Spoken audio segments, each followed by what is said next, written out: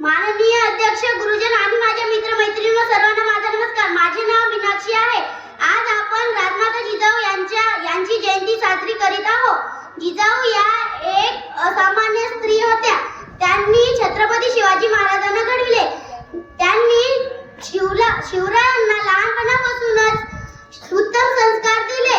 रामायण महाभारत यातील कथे सांगून त्यांनी शिवरायांच्या मनात स्वराज्य स्थापनेची प्रेरणा जागृत केली. त्या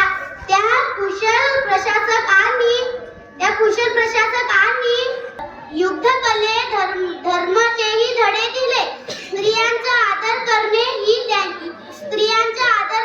ही त्यांची शिकवण आजही महत्त्वाची आहे. स्वराज्याची प्रेरणा तुम्ही महाराष्ट्राची शान. गुजरात